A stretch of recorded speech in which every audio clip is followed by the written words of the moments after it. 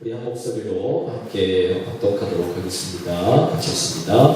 그때의 제자가 더 많아졌을 때 헬라파 유대인들이 자기의 과부들이 내일의 구제에 빠지므로 헬라파 히브리파 사람들을 원하니 12사도가 모든 제자를 불러 이르되 우리가 하나님의 말씀을 제쳐놓고 적들이 일삼는 것이 나타나지 아니하니 형제들아 너희 가운데서 성령과 지혜가 충만하여 칭찬받는 사람 7을 택하라. 우리가 이 일을 그들에게 맡기고 우리는 오직 기도하는 일과 말씀 사역에 힘쓰리라 하니 온 우리가 이 말을 기뻐하여 믿음과 성령이 충만한 사람 스테반과 또 빌립과 프로도로와 니가노르와 디몬과 바르나바와 유대교에 이끌던 안디옥 사람 니고라를 택하여 사도들 앞에 세우니 사도들이 기도하고 그들에게 안수하니라. 하나님의 말씀이 점점 왕성하여 예루살렘에 있는 제자의 수가 더 심히 많아지고 거다 제사장의 무리도 이 도에 복종하니라.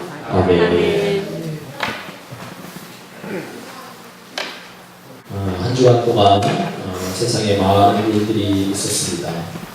그 상황 가운데서 우리를 또 지켜주시고 여기까지 우리의 생명을 인도해 주신 우리 하나님께 감사와 영광을 돌리게 됩니다.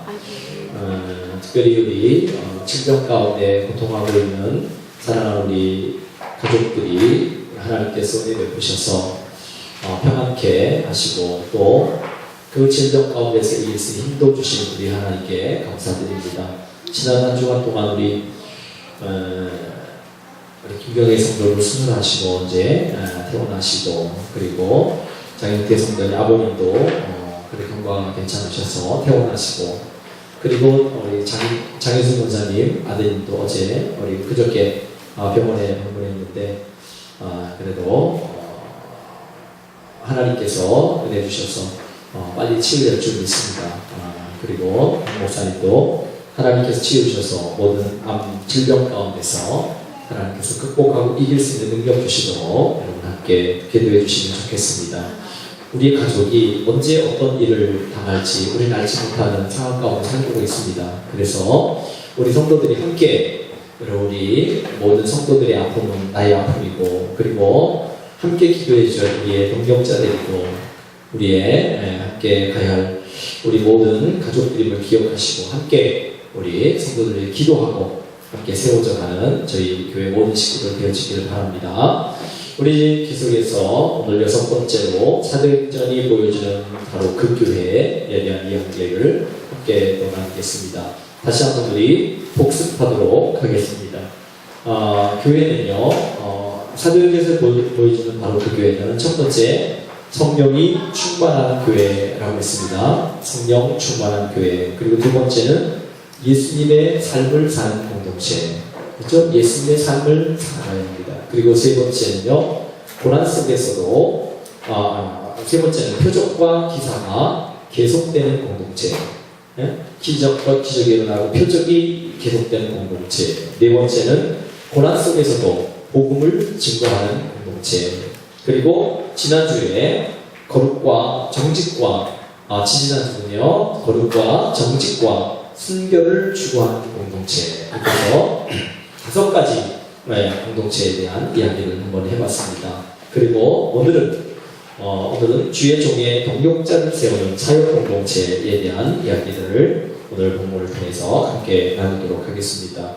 여러분이 잘 아시는 대로 오늘 이 초대교회에 7 집사를 세워서 하나님의 일을 맡기는 일들을 오늘 본문을 통해서 보게 됩니다. 어디든지 어떤 사회든지 그 사람들이 혼자만 일할 수 있는 사회 구조가 되어 있는 게 아니고 이 모든 나라는 함께 일할 수 있는 동역자의 구조로 되어 있습니다. 그래서 일꾼이 필요한 것이에요. 제가 혼자 일하는 것이 아니고 여러 사람들이 있어야지만 그것을 효율적으로 할 수 있기 때문에 일꾼을 태워서 일하는 것입니다. 오늘 사도행전 교회를 통해서 평신도 중에서 사도들의 동역자로 세워 사도를 돕게 하는 이 일들을 함께 생각해보며 우리 교회도 여러분 아름다운 동역자들이 많이 세워지기를 바랍니다. 여기 동역자라고 하는 말은 펠로우 워커라고 하는 영어 말인데요. 이것은 그리스도 안에서 진리를 위하여 함께 수고하고 하나님의 나라를 위하여 함께 일하는 사람을 가리켜 동역자라고 말합니다. 다시 말씀하겠습니다. 그리스도 안에서 진리를 위하여 함께 수고하고 하나님의 나라를 위하여 함께 일하는 사람을 가리켜 동역자라고 성경은 우리에게 말씀하고 있습니다. 예루살렘 교회가 초대교회 오순절 성령께서 임하신 다음에 엄청난 부흥의 역사가 일어났습니다. 3,000명, 5,000명, 그리고 허다한 우리가 주님께 돌아왔습니다. 그리고 그러니까 사람이 많아지면요, 급격히 대형교회로 부흥하고 성장하니까 여러 가지 문제가 발생하기 시작했습니다. 당시 예루살렘 교회는 현지 출신인 히브리파 유대인들과 외지에서 온 헬라파 유대인들이 함께 그 교회 생활을 하고 있었습니다. 그래서 오늘 본문에 헬라파 유대인들이 자기의 과부들이 매일의 구제에 빠짐으로 히브리파 사람을 원망하니라고 했습니다. 사도들은 두 파 사이에 갈등이 일어나는 것을 보고서 7 집사를 뽑아서 그들에게 구제 사역, 성도를 돌보는 사역, 그리고 사도들이 했던 일반적인 일들을 그들에게 맡겨서 일하는 것을 볼 수 있습니다. 이것은 사도행전 교회의 매우 중요한 대목입니다. 사도들의 목회 사역을 돕기 위해 새로운 은사, 즉 평신도들을 세워서 함께 동역하고 하나님의 나라를 든든히 세워가도록 하는 것입니다. 여러분, 우리 교회의 모든 직분자들은 목사를 돕는 동역자라는 사실을 꼭 기억하시길 바랍니다.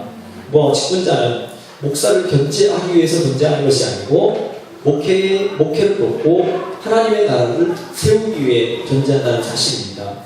그래서 목회자는 양떼에게 비전을 제시하고 하나님 나라의 꿈을 갖게 하는 것이 우리 목회의 할 일입니다. 그래서 또 성도들은 교회의 손발이 되어서 하나님의 나라의 일을 하고, 그리고 전도와 봉사와 양육과 친교, 관리, 이런 것들을 하면서 여러분 교회가 유기적인 공동체로 이루어가는 것이 하나님의 뜻입니다.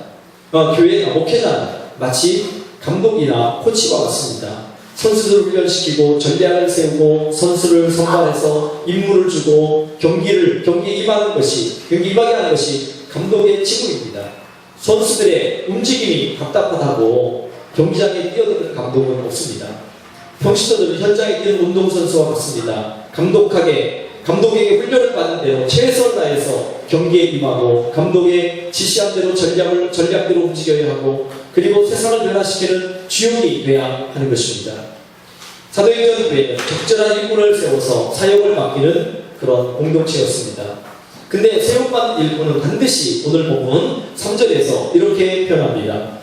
세상의 일꾼과 하나님의 일꾼의 차이점입니다. 그래서 하나님의 일꾼은 3절에 형제들아 너희 가운데서 성령과 지혜가 충만하여 칭찬을 받는 사람 7을 택하라. 우리가 이 일을 그들에게 맡기고 라고 했습니다. 그들은 반드시 주의 종의 동역자가 되어야 하는데 어떤 일을 어떻게 자기들이 갖춰야 되냐면 성령 충만하고, 그리고 지혜가 충만하고, 그리고 나아가서 다른 사람들에게 칭찬을 받는 사람들이 되어야 한다는 것입니다. 초대교회 집사들은요 성령으로 충만했습니다. 혈기만 앞세우던 자기들이 비둘기같이 온유해졌고, 불같은 성령 충만으로 열정적인 봉사를 감당했고, 강한 바람 같은 성령 충만함으로 힘있게 사역하는 그런 일들을 감당했습니다. 초대교회 일꾼들은 지혜가 충만해야 했습니다. 이것은 말씀으로 충만한 것입니다. 그리고 그들은 믿음이 충만했습니다. 주의 칭찬을 받았습니다. 우리 모든 성도들이 하나님의 나라를 위한 일꾼으로 세워지면서 이렇게 성령 충만하고 지혜 충만하고 칭찬받는 하나님의 사람들 되어지기를 주님의 이름으로 축복합니다. 신구약에 나타난 이 하나님의 동역자의 뜻에 대해서 잠깐 살펴보도록 하겠습니다. 에베소서 6장 21절의 말씀 보니까 주 안에서 진실한 일꾼인 부기고가 모든 일을 너희에게 알게 하리라 라는 말씀을 하셨습니다. 그리고 에베소서 4장 12절 말씀에 이는 성도를 온전하게 하여 봉사의 일을 하게 하며 그리스의 몸을 세우려 하시니라. 여기 두기고가 나오는데 두기고는 주 안에서 진실한 일꾼이라고 표현하고 있습니다. 진실한 일꾼. 이것은 교회에 몸을 세웠으니까 또는 나이가 들었으니까 논공행상에서 덤으로 직분을 닦아는 그런 개념이 아니고 하나님 앞에 보이거나 보이지 않거나 진실하게 하나님 앞에 일했던 일꾼이었다는 사실입니다. 그리고 교회에서 일을 하되 어떻게 할 것인가? 그것은 봉사의 일을 하는 것이라고 성경에 분명히 말씀하고 있습니다. 성도를 온전케 하여 봉사의 일을 하게 하며 그리스도의 몸을 세우려 합니다. 여러분, 우리가 봉사의 일을 하는 것은 대가 없는 일을 하고 있습니다. 하나님의 나라 일은요, 대가를 바라고 하면 보상심리, 공로의식 때문에 힘들어요. 그러나 우리는 하나님의 일을 하는 것은 봉사의 일을 하는 것입니다. 교회의 일은 대가가 없습니다. 오히려 어쩌면 헌금을 바쳐야 되고 시간을 들여야 되고 재능을 바쳐야 되는 것이 하나님의 나라의 일입니다. 그리고 그에 대한 대가는 없습니다. 직분자는 교회를 섬기는 대가 없는 봉사함으로 섬기게 되는 거예요. 그러나 이 땅에서는 대가가 없다 할지라도 하나님 나라에서는 하나님께서 상급을 주신다고 분명히 약속하고 계십니다. 그래서 직분자는 그저 우리는 죽도록 주님의 나라를 위해서 충성하면 하나님께서 우리의 모든 것들을 인도하시고 책임져주십니다. 직분은 봉사하는 것입니다. 우리는 우리가 해야 하는 모든 직분을 겸손하게 감당해야 합니다. 주님의 말씀을 겸허하게 들으라는 것입니다. 누가복음 17장 10절에 이와 같이 너희도 명령받은 것을 다 행한 후에 이르기를 우리는 무익한 종이라 우리가 하여야 할 일을 한 것뿐이라 할지니라. 아멘. 봉사자의 자세가 바로 그것입니다. 우리가 어떤 일을 주님께서 맡겨준 일을 다 한 다음에 우리가 고백하는 것은 뭐라고요? 우리는 무익한 종입니다. 우리는 그저 해야 될 일들을 했을 뿐입니다. 이것이 우리 목회자의 모든 삶의 모습입니다. 제가 원로 목사님 되시는 분들을 이렇게 이제 몇 분을 만나보고 이야기를 이렇게 들어봤습니다. 그러면서 제가 여쭤본 게 있습니다. 목사님, 평생 동안 목회하시면서 원로 목사님 되시고 다 이제 목회 은퇴를 하시면서 가장 아쉬웠던 것이 무엇입니까? 그리고 어떻게 하나님을 섬기는 것이 옳은 것입니까? 라고 이제 제가 가끔 이렇게 물어봤습니다. 목회는 이제 이번 우리 동부시찰에도 원로 목사님 되신 분들이 있고 이번에도 이제 10월 말으로 또 한 분이 이제 70세가 되셔서 은퇴하시고 또 한 분은 이제 올 1월 달에 원로 목사님 되시고 하신 분들이 계시거든요. 그래서 물어봤더니 그분들이 하는 것은 뭐냐면 그 일률적으로 똑같이 하신 말씀이 뭐냐면 목회 내가 하는 건 아무것도 없습니다. 그들이 20년, 30년, 40년 목회했는데 그 말씀 공통적인 내용이에요. 하나님이 힘주셔서 했고 그리고 우리는 그냥 순종하면서 하나님 말씀에 순종하며 일하면 하나님 그것으로 우리는 다 하는 것입니다. 라는 것이었습니다. 내가 한 것이 아니고 하나님이 힘을 주셨습니다. 큰 교회를 섬기든 몇 명 없는 작은 교회를 섬기든 상관없이 하나님 앞에 우리는 진실하게 일하면 하나님께서 우리를 영원한 나라에서 큰 상급을 주시고 은혜를 베풀어 주신다는 거예요. 우리 직분자들은요 자신이 무익한 종이라는 사실을 늘 잊지 말아야 합니다. 사도 바울은 성경에 보면 로마서 1장 1절에 예수 그리스도의 종 바울은 사도로 부르심을 받아 빌립보서 1장 1절에서 그리스도 예수의 종 바울과 디모데는 그리고 골로새서 1장 7절에 이와 같이 우리와 함께 종된 사랑하는 에바브라가 너희가 배웠나니 그는 너희를 위한 그리스도의 신실한 일꾼이다. 사도 바울은 편지를 쓰면서 그 앞에 맨 앞에다가 그게 자기 자신을 그리스도 예수의 종이라고 표현했습니다. 종. 여러분 우리 직분자는 주님의 종이라는 사실을 늘 기억해야 합니다. 종은 어떤 존재죠? 종은 여기 성경의 말씀에 나오면 이 종이라는 말은 헬라어 말로 둘로스라고 하는 말입니다. 많이 들으시죠? 둘로스 많이 들었습니다. 그것은 뭐냐면 노예를 의미합니다. 노예. 우리는 그리스도의 노예라는 것이에요. 사도 바울이 여기서 똑같은 말을 썼어요. 여기 보니 골로새 1장 1절에 예수 그리스도의 종 바울은 내 종을 둘로스로 표현했습니다. 나는 예수 그리스도의 노예이다 라고 했습니다. 노예는 아무런 소유나 권리가 없습니다. 그저 일반합니다. 우리는 그리스도의 핏값으로 사신받은 그리스도의 종입니다. 그리스도의 종이기 때문에 주님께서 시키는 일을 종처럼 묵묵히 할 따름입니다. 노예는 내가 이리 가겠습니다, 저리 가겠습니다 하는 권리가 아무것도 없습니다. 주인이 이리 가라 하면 이리 가고 저리 가라 하면 저리 가는 것입니다. 마치 노예는 소모품과 같은 존재일 뿐입니다. 그런데 오늘날 우리는 얼마나 많은 욕을 하며 살아가는지 모릅니다. 우리는 자신의 입술로 주님의 종이라고 말을 하면서 우리는 종처럼 살아가지 않습니다. 우리는 오히려 주인처럼 살아갈 때가 많습니다. 우리 보통 찬양하잖아요. 내가 주인 삼은 모든 것 내려놓고 찬양하잖아요. 근데 그게 아닌 것 같아요. 내가 종이 아니라 내가 오히려 주인인 것 같습니다. 여러분 한번 깊이 생각해 보십시오. 나는 그리스도 예수의 종인가?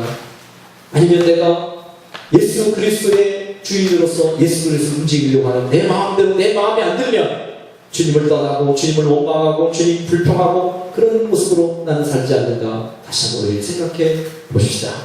여러분 우리는 하나님의 종이라는 사실을 기억하시길 바랍니다. 여기 본문에 나오는 집사라고 하는 원어의 뜻은요, 디아코노스라고 하는 말인데, 봉사, 일꾼, 종, 배 밑에서 노젓는 사람 이런 뜻입니다. 디아코노스라고 하는 말, 집사라는 표현. 봉사, 일꾼, 종, 배 밑에서 노젓는 사람. 이 노젓는 사람 하면 생각하는 게 있죠. 여러분이 다 벤더라는 영화를 보신 분들이 계실 거예요. 그렇죠? 배 밑에서 죄수들을 양쪽에 수십 명씩 앉혀놓고 그 도망가지 못하도록 세사들을 다 묶어놓습니다. 중앙에 조정수가 북을 치는 대로 죄수들은 북소리에 맞춰서 노를 짓는 거예요.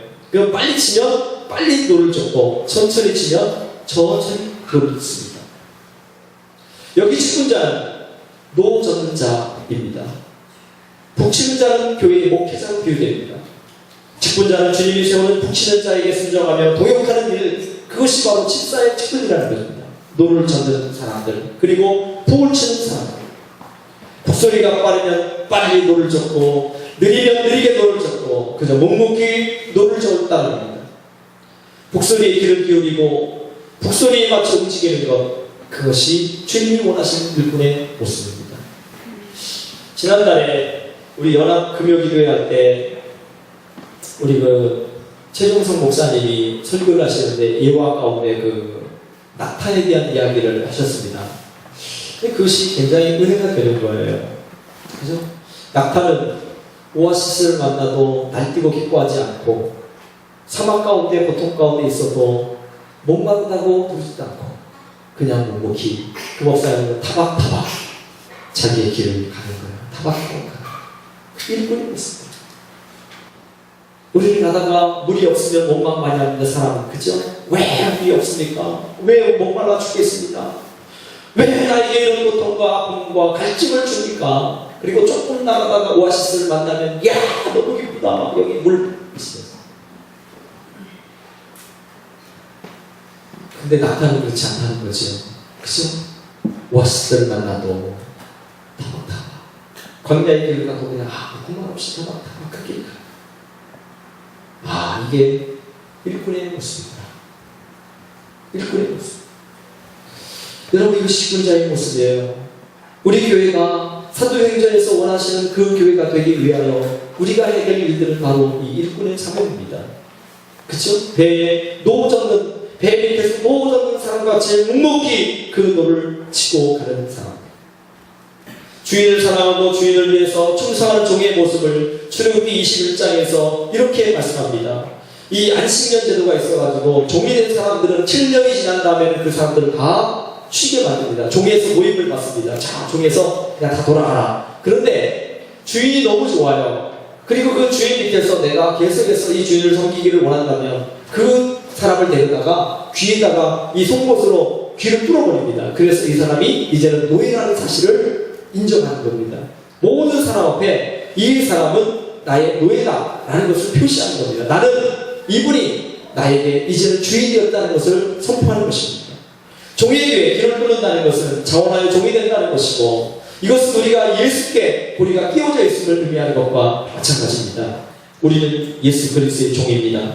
종의 자리에서 행복하고 평안합니다. 예수님에게 우리의 자리를 내어놓으 주십시오. 그리고 묵묵히 북소리에 맞춰 우리의 노를 정하기를 주님의 이름으로 축복합니다. 교회 직분자들은 북소리에 순종해야 하는 자들임을 명심해야 합니다. 힘이 들고 괴로울 때 왜 없겠습니까? 그러나 주님도 자기 십자가를 지고 창원하여 갈보리로 가시지 않으셨습니까?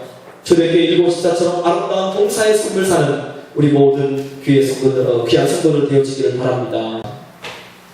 살아 역사하는 역동적인 교회들은요, 그 특징들을 이렇게 보니까 헌신된 평신도들이 굉장히 많이 있습니다.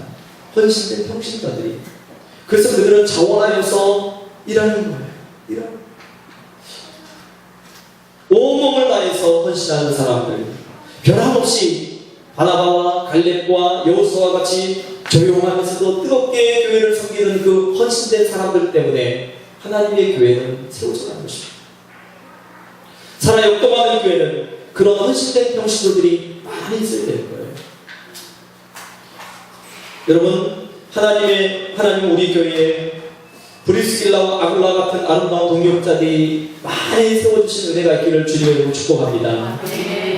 여러분, 브리스길라와 아굴라 같은 부부가 되기를 원합니까? 진짜예요? 여러분, 로마서 16장 3절에 이렇게 말했습니다. 브리스길라와 아굴라 부부를 가리켜서 그들은 내 목숨을 위하여 자기들의 목까지도 내놓았다. 사도 바울이 브리스길라와 아굴라를 향해서 말하기를 그들은 내 목숨을 위하여 자기 목숨까지 내놓았다라고 증언했습니다.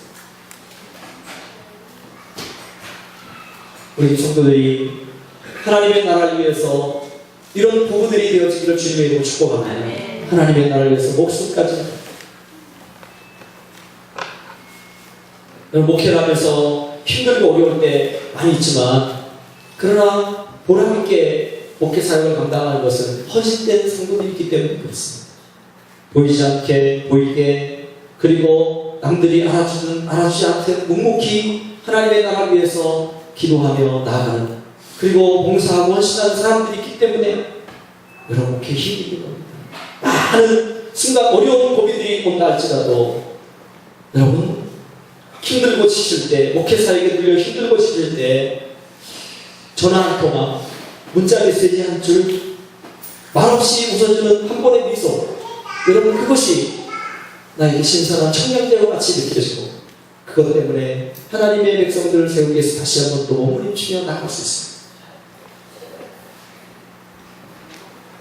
여러분, 우리 축분자의 자격을 오늘 본문에서 3절에서 다시 한번 읽어보겠습니다. 성령 충만하고, 그리고 말씀 충만하고, 믿음 충만하고, 지혜가 충만한 사람, 그리고 칭찬받는 사람이라고 성경은 오늘 표현하고 있습니다. 여러분, 우리 자신들 한번 살펴봅시다. 우리 교회에 일꾼들이 많이 좀 필요합니다. 앞으로 안수 집사, 그리고 권사도 세워야 되고, 장로님도 세워야 되고, 할 일들이 너무 많습니다. 근데 여러분, 이렇게 성령과 지혜와 칭찬받는 사람이 돼야 하나님의 일꾼이 될 수 있습니다. 세상의 기준이 아니라, 이제 어떤 교회는 권사가 되려면 500만 원 헌금해야 되고, 장로가 되려면 1000만 원을 내야 된대요. 참 이건 일을 보면서 너무너무 가슴이 아픕니다. 왜 교회가 그럴까? 하나님께 정말 헌신한 사람들, 그러면 가난한 사람들은 장로, 권사, 집사가 될 수 없다, 안수 집사가 될 수 없단 말인가? 하나님의 기준은 그게 아니고 여기 기준 있잖아요, 그죠? 정말 성령이 충만한 사람이고 말씀의 지혜가 충만하고 정말 사람과 하나님 앞에 칭찬받는 사람이라면 그 사람이 하나님의 일꾼으로 세워져야 되는 것입니다. 제가 이 말씀을 이렇게 쭉 준비하면서 우리 교회, 우리 교단의 헌법책을 쭉 이렇게 제가 다시 한번 쭉 훑어봤습니다. 쭉 훑어보니까 거기에 장로의 직분, 그리고 권사의 일들, 그리고 안수집사의 일들, 이런 것들이 쭉 기록되어 있으면서 그래, 맞아, 이렇게 우리 교회의 일꾼들을 세워야 되는데 내가 그렇지 못한 부분이 너무 많구나 라는 생각을 많이 하게 됐습니다. 그래서 여러분, 우리 교회가 정말 하나님이 원하시는 일꾼을 세워서 하나님의 교회를 든든히 세워가야 합니다. 그죠? 제가 이제 목회를 하면서 많이 힘든 게 뭐냐면, 진짜 우리가 함께 능력으로 함께 일할 수 있는 일꾼들이 많이 없다는 것이 참 많이 힘들 때가 있습니다. 여러분, 그래서 여러분과 제가 하나가 되어서 진짜 하나님이 원하신 신실한 일꾼이 되어지기를 바랍니다. 이렇게 성령과 지혜가 충만한 사람, 그런 사람이 되어야 합니다. 성령 충만한 사람이 되려면 어떻게 될까요? 그건 당연히 그 하나밖에 없어요. 하나님의 말씀에 집중하며 하나님의 뜻 가운데 사는 겁니다. 성령 충만하다는 것은 여러분 하나님의 말씀에 100% 순종하는 삶을 사는 겁니다. 성령 충만하면 충만할수록 내 자신은 완전히 사라지고 예수 그리스도의 은혜, 예수 그리스도의 말씀, 예수 그리스도의 그 삶이 내 가운데 나의 삶에 나타나는 것입니다. 여러분과 제가 성령 충만한 사람 되길 바랍니다. 성령 충만한다는 것은 방언을 많이 되고 신의 역사가 일어나야 되고 그 다음에 환상을 봐야 되고 이게 성령 충만한 게 아니에요. 성령 충만한 것은 하나님의 말씀에 내가 100% 순종하며 사는 거예요. 네? 전혀 거부감 없이 하나님 말씀이라면 아멘, 내가 그대로 하겠습니다. 그런 것입니다. 심지어는 하나님께서 어떤 걸 시키셨어요. 그래가지고 쫙 해가지고 마지막 꼬리지죠. 목표지점에 다 왔습니다. 그래가지고 여기서 이제 하나님 이 목표를 이루겠습니다 라고 딱 하는 순간 하나님이 스톱! 그러면서 너의 것을 모든 것을 포기하고 다시 이 일을 해라 라고 할 때도 그 모든 것들을 포기하고 그 하나님이 다시 원하는 목표를 향해서 다시 나아가는 것입니다. 이런 일들이 우리 인류의 역사에 신앙의 선조들에게 너무 많이 일어났습니다. 여러분 잘 아시는 것처럼 그 창끝이라는 영화에 나오는 사람들, 그죠? 그리고 우리 선교사님들 중에서도요, 많은 사람들이 자기가 열심히 공부하고 그리고 사회적인 어떤 그 학벌도 준비하고 모든 것에서 얼마든지 좋은 기업에 들어가서 잘 먹고 잘 살 수 있는 모든 것들을 포기하고 여러분 선교사님으로 나가신 분들이 많이 있습니다. 지금 여기 동남고등학교, 동남중고등학교에 그 이사장님이 여자분이신데 여자분이 딸 하나밖에 없었어요. 딸 하나밖에 없어서 이 딸 하나인데 딸이 거기서 이제 근무하다가 사위도 거기 이제 그 사무직으로 근무하다가 그 사위하고 딸에게 그 학교 재단 전체를 넘겨주려고 했습니다. 네 마음대로 해서 이제 미션 스쿨을 세우고 그 다음에 해라 라고 하면서 그분에게 했는데 그분이 그 모든 재산과 모든 것들을 다 포기했습니다. 사위와 그 딸이 모든 것들을 다 포기하고 그분이 지금 선교사로 저 아프리카에 가 계십니다. 그걸 볼 때마다 너무너무 어떤 때는 야, 저 사람 좀 여기서도 얼마든지 선교할 수 있는데 왜 저렇게까지 하는가 라는 생각이 들 때도 있지만 하나님께서 가려면 가는 겁니다. 하나님께서 가는 거예요. 수백억의 재산 그 모든 것들을 다 포기하고 하나님이 원하면 아프리카가 선교하는 것입니다. 그게 일본입니다. 그게 그리스도의 종입니다. 하나님이 원하시는 것이라면 그것에 대해서 아무 놀라지 않고 하나님의 나라를 위해서 살아가는 것입니다. 사랑하는 여러분, 하나님은 하나님의 교회와 하나님의 영광을 위해서 최우선적으로 달려가는 그 준비된 자들 하나님이 들어쓰신다는 사실을 기억하십시다. 이제 말씀을 좀 정리할게요. 미국의 폭스사가 신문에 판매직을 사원을 모집한다는 광고를 냈습니다. 근데 무려 1,300명이 넘는 사람들이 몰려왔습니다. 자기소개서를 내었고 이력서를 다 내왔습니다. 근데 그 폭스사에서 그 중에 1,300명이 넘는 그 사람들 가운데서 한 명을 뽑았습니다. 한 명. 그 사람의 자기소개서는 너무 간략하고요. 학벌도 대학교도 졸업하지도 않았어요. 근데 거기에 이력서 보니까 화려한 사람들이 굉장히 많습니다. 미국에서 인류대에 나오고 그 다음에 많은 경력이 있던 사람들, 이 사람들을 다 지키고 한 명만 뽑았는데 그 사람이 자기소개서에다 이렇게 써놨습니다. 저는 현재 가구점에 근무하고 있습니다. 어느 때라도 가구점을 한번 방문하시면 세일즈맨으로서의 능력을 금방 판단하실 수 있을 겁니다. 가구를 사는 척하고 한번 방문해 주십시오. 제 머리는 빨간색이기 때문에 저를 알아보기가 쉽지만 저는 손님을 알아볼 수가 없습니다. 저는 단지 당신을 평상시의 손님처럼 맞을 것입니다. 그리고 저의 판매 실력과 손님에 대한 친절이 어느 정도인지를 금방 알게 될 것입니다. 그것을 보고 저를 채용해 주십시오. 너무 간단하게 자신있게 거기다 이력서에다가 자기의 그것을 그냥 있는 그 모습을 써놓은 거예요. 그 사람이 한 사람이 1300명을 물리치고 그 한 사람이 채워졌어요. 하나님은 우리에게 동일하십니다. 하나님은 자기에게 신실하고 최선을 다하고 하나님의 나라를 위해서 열심히 일하는 그 사람을 하나님의 일꾼으로 채용한다는 사실입니다. 영국의 선교사며 탐욕했던 리빙스턴이 아프리카에서 봉사를 하던 시절의 이야기입니다. 리빙스턴의 친구 몇몇이 아프리카에서 고생한 친구를 위해서 그를 도울 몇 사람을 보내겠다는 편지를 써보냈습니다. 그 편지 끝에 그러니까 그곳까지 가는 길을 알려주게 라고 적어놨습니다. 근데 얼마 후에 리빙스턴은 이런 답장을 그 친구에게 보냈습니다. 이곳까지 오는 길이 있어야만 오겠다는 사람들이라면 나는 사양하겠네. 나는 길이 없어도 오겠다는 사람을 원하네. 길이 없어도 가겠다는 사람. 그만큼 패기 있고 진실한 사람을 원한다는 뜻이 아니겠습니까? 우리는 지금 너무 쉬운 길을 찾고 기웃거리고 있지는 않습니까? 미래가 보장된 안전한 길만 고집하고 있는 것은 아닌가요? 교회의 일부는 길이 없어도 가겠다는 신앙인처럼 되어야 하지 않을까? 이 시대는 그렇게 생각합니다. 여러분, 요즘에 한국교회가 많이 힘들고 어려운 것은 일꾼이 없기 때문에 그렇습니다. 진실한 일꾼이 없습니다. 큰 교회 목사님을 만나도 동일합니다. 적은 교회나 큰 교회나 마찬가지로 일꾼이 없다는 거예요. 아니 그렇게 사람이 1000명이 넘는데도요, 근데 일꾼이 없다는 거예요. 사람들은 편한 길을 찾습니다. 개척교회 와가지고 헌신하고 하나님 앞에 정말 마음을 다해서 헌신하고 전도하고 하나님의 교회를 세우기를 원하는 사람들이 극히 적습니다. 교회 가가지고 그냥 예배만 단순히 드리고 얼른 집에 가는 사람들이 너무 많습니다. 일꾼이 없습니다. 구경꾼입니다. 찬송가 305장 나 같은 죄인 살리신 지은 존 뉴턴이라는 사람을 알죠. 이 사람은 노예 상인이었습니다. 그가 회심하여서 훌륭한 설교가 되고 기독시인이 된 사람입니다. 그의 임종 때 전도 목사님이 찾아와서 그에게 얘기합니다. 하나님의 훌륭한 일꾼을 잃게 되었다고 아쉬워하면서 그 애타하면서 눈물을 흘리고 있을 때 뉴턴이 이렇게 말합니다. 내가 먼저 가지만 그러나 언젠가 당신도 오게 될 것이요 당신이 오면 분명히 나를 찾을 것인데 내가 어디에 있게 될지 미리 말해두겠소. 나는 예수께서 십자가에 못 박히실 때 구원받은 강도 발 아래 앉아있을 것이요. 뭐죠?